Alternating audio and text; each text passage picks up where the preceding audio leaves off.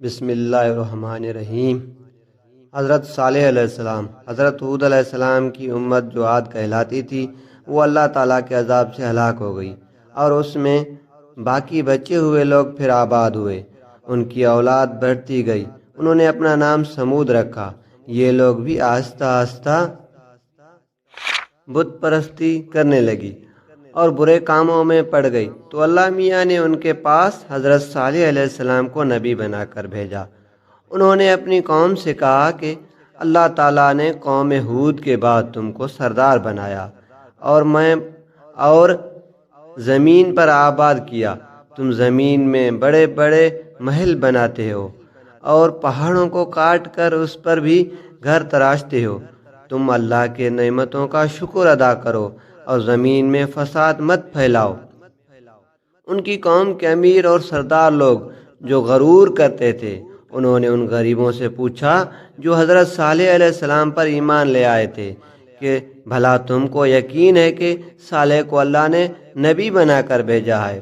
ان غریب ایمان والوں نے کہا کہ ہاں، ہم کو یقین ہے کہ حضرت صالح علیہ السلام کو اللہ تعالیٰ نے نبی بنا کر بھیجا ہے۔ اس پر مغرور امیر کہنے لگے کہ اچھا، تو ایمان لاؤ، ہم تو ایمان نہیں لاتے۔ ان امیر لوگوں کو یہ تعجب ہوا کہ اگر اللہ پاک کسی کو نبی بنا کر بھیجے تو ہم امیروں میں سے کسی کو نبی بناتے۔ حضرت صالح علیہ السلام برابر اللہ تعالیٰ کا پیغام ان کو پہنچاتے رہے، مگر کوئی ان کی نہ سنتا، بلکہ الٹا مذاق اڑاتے۔ بلکہ آخر میں ان لوگوں نے فیصلہ کر لیا کہ حضرت صالح علیہ السلام سے کہا جائے کہ اگر سچے نبی ہیں تو اس پہاڑ میں سے اونٹنی پیدا کر دیں، ہم آپ پر ایمان لے آئیں گے اور جانیں گے کہ آپ سچے نبی ہیں۔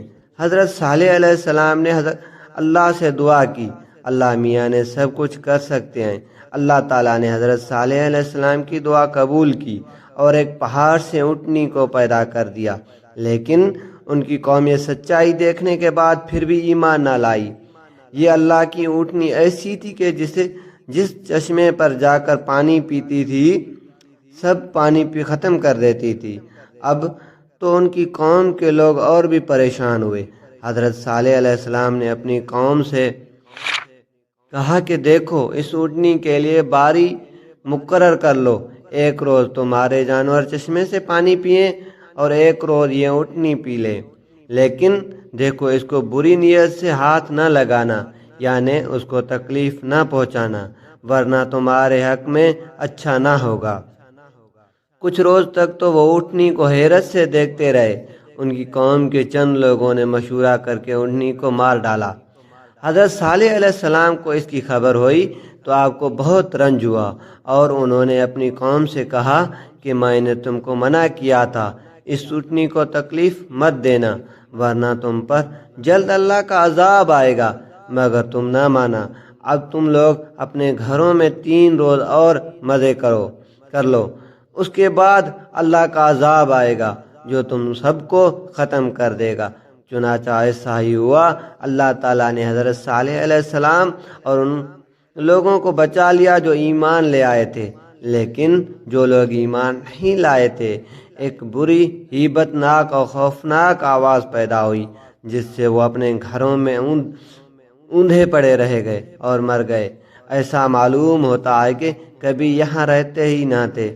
جو لوگ خدا کے حکم پر نہیں چلتے اور پیغمبروں کا کہنا نہیں مانتے، ان کا یہی حال ہوتا ہے۔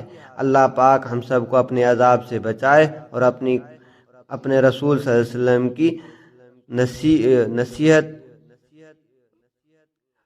اپنے رسول صلی اللہ علیہ وسلم کی اطاعت نصیب فرمائے، آمین۔